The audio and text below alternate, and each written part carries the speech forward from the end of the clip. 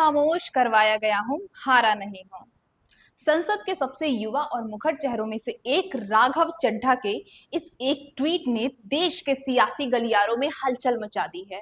मुझे जब जब पार्लियामेंट में बोलने का मौका मिलता है, मैं जनता के मुद्दे उठाता हूं और शायद ऐसे टॉपिक्स उठाता हूं जिसे आमतौर पर संसद में नहीं उठाया जाता है। लेकिन क्या जनता के मुद्दे उठाना, पब्लिक इश्यूज पे बात करना कोई अपराध है? क्या मैंने कोई गुनाह कर दिया, कोई गलती कर दी? Have I done something wrong? ये सवाल आज मैं इसलिए पूछ रहा हूं क्योंकि आम आदमी पार्टी ने राज्यसभा सेक्रेटेरिएट को ये कहा है कि राघव चड्ढा के पार्लियामेंट में बोलने पर रोक लगा दी जाए। जी हां, आम आदमी पार्टी ने पार्लियामेंट को ये सूचित किया है कि राघव चड्ढा को पार्लियामेंट में बोलने का मौका ना दिया जाए। आम आदमी पार्टी में सब कुछ ठीक नहीं चल रहा है और इसकी ताजा गवाही है पार्टी का एक हैरान करने वाला फैसला। नमस्ते, मैं हूं मुस्कान और आप देख रहे हैं बेधड़क खबर। गुरुवार को आम आदमी पार्टी ने राज्यसभा में एक बड़ा फेरबदल किया। पार्टी ने राघव चड्ढा को राज्यसभा में उपनेता यानी डिप्टी लीडर के पद से हटा दिया। उनकी जगह कमान सौंपी गई है उद्योगपति से सांसद बने अशोक मित्तल को। लेकिन बात सिर्फ पद से हटाने तक नहीं रुकी। पार्टी ने राज्यसभा सचिवालय को बकायदा चिट्ठी लिखकर यह आग्रह किया है कि राघव चड्ढा को सदन में बोलने के लिए समय ना दिया जाए। यानी सदन में उनकी आवाज पर पार्टी का ब्रेक लग गया है। इस बड़े झटके के बाद राघव चड्ढा भी शांत नहीं बैठे। उन्होंने सोशल मीडिया प्लेटफॉर्म एक्स पर लिखा, खामोश करवाया गया हूं, हारा नहीं हूं।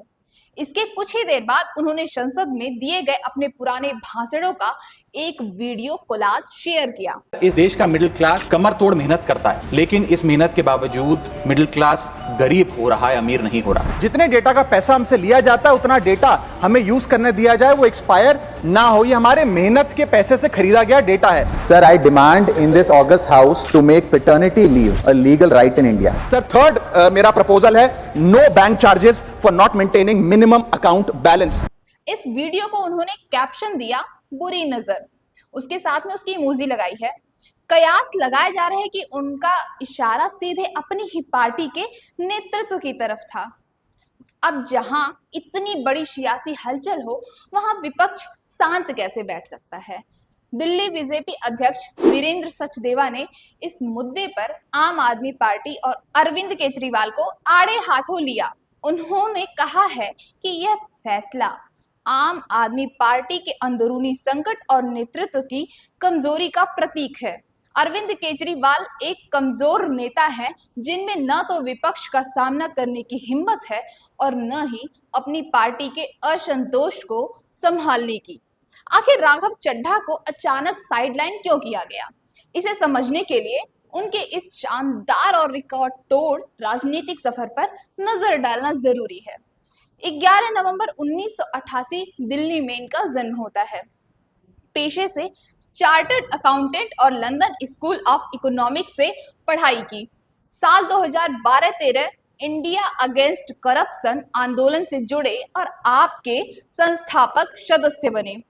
साल 2015 महज 26 साल की उम्र में दिल्ली के वित्त मंत्री के सलाहकार बने।